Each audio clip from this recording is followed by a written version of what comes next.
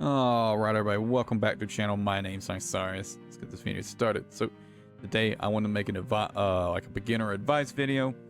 No, this is just for general advice, not a Lance video. But this video is about the advice you probably already heard before. That you should take it slow through Monster Hunter games, right? And I think this is great advice. And even if you're not a new player, I would kind of recommend taking it slow through Master Rank.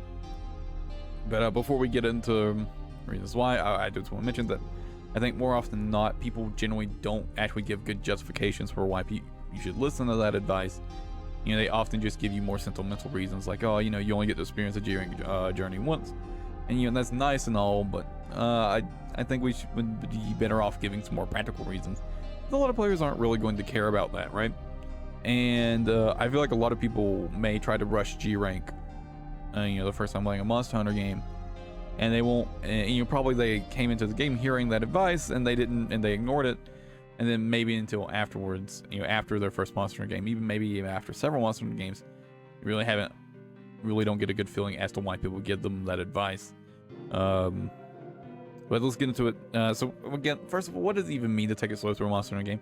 Well, this is going to mean, you know, varying things for everybody, but you know, for me, when I say I'm taking it slow through a Monster Hunter game, what I mean is I stop at every single urgent quest and complete every quest available to me, right?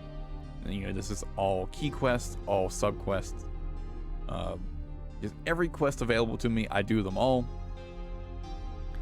And you know, you may do something different where you essentially do the urgent quest within like that one master rank, like, you know, Master Rank 1 has several urgent quests, right? So it's like you do all the Master Rank 1 urgent quests, and then before you move on to Master Rank 2, the Master Rank 2 urgent quests, you do all the Master Rank 1 urgent quests. Something like that, right? Again, it's going to mean different things for different people, but, you know, something along those lines. Now let's get into the reasons why you may actually want to do this, right? Practical reasons, again. And I think one of the biggest ones, and perhaps some of the more relevant ones, is that it gives you really good experience with the game, right? So if you wait until in-game to start going through and clearing all the hunts, essentially, you know, you're probably already going to have made either a very good set or an optimized set, or, you know, a very comfy set. And essentially, by not doing that, you get to experience the game at kind of its most difficult point, right? Where you have a pretty scuffed set. You know, you're not running good weapons, you're not running good armor, you're just making do with what you have, right? And because those hunts take longer, you have to engage more with the monster's moveset. You have to engage more with your own moveset. And essentially, you just have to put more effort into a hunt, which ends up resulting in you learning more from the hunt, right? I think if you sort of engage with these hunts as early as you can, you essentially learn the most from them that you can, right? And this is going to be especially relevant for newer players, right? Because, you know, you've never seen the monsters before, you haven't learned the ins and outs of their movesets, how they act, and I think a lot of players sort of miss out on a few like little key tricks to certain monsters because they don't do this. You know, it takes them quite a while to figure out because, you know, it's not something they ever had to rely on. You know, they get to the end game, they make their, you know, their good mix set, and they do these, and then, you know, they hunt a monster without realizing there's some little trick to the hunt, right? I mean, this isn't the best example, but like, let's take Crimson Glow Valstrax, for example. You know, you can hit him when he's taking an air, you can hit his vents and he explodes, right? Or, yeah, and here's a better example, I guess, Volvodon, right? Volvodon. You can, if you hit him during his, and this is really good advice for Lance especially, if you hit Volvodon when he's rolling at you, as like with shield charge or something, you will actually stagger him out of it. And, you know, and a lot of players might not know that because, well, they just didn't really engage with Volvodon because they had no reason to until they already had a set strong enough where you can basically just bully him, right? And, you know, little things like that, I think you'll miss out on a lot of them that you'll probably find out on your own just naturally if you go through the game slowly. And getting into another reason is that, especially if you're planning to play a lot of a Monster Hunter game, I think this is even better advice.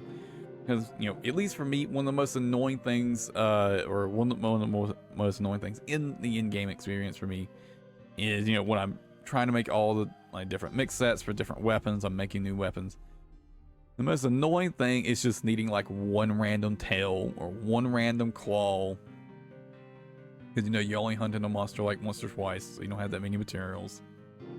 And then you've got to go hunt some, you know, like relatively low master rank monster that you really don't want to bother with, because, you know, it's like, you know, in the example of Sunbreak, you want to focus more on afflicted hunts, right?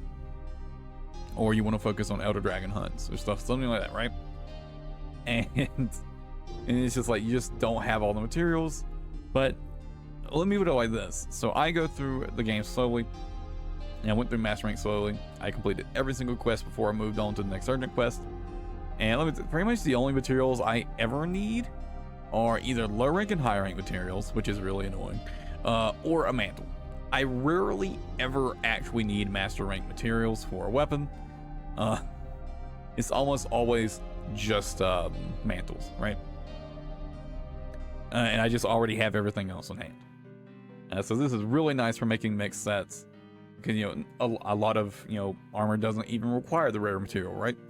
So you just have everything on hand for most of things, and you just don't have to spend that much time farming when making new weapons, making new armor, right? And this is just really nice. This is more like almost like a quality of life thing, right? But I definitely think the big one is just simply the experience of hunting monsters, where you get to engage more with the monster's moveset. And I think the extra materials is kind of just like a side benefit, right? But I mean, and those are the main reasons I just want to talk about. I feel like the experience, again, it's definitely the big one. But that's gonna be pretty much it for this video. I hope you guys found it helpful. Hope you enjoyed it, but maybe you might be a little more inclined to take things slow, as it were, in a Monster Hunter game going forward, if you weren't already. But I'll catch you guys in the next video. Till then, take it easy, everybody.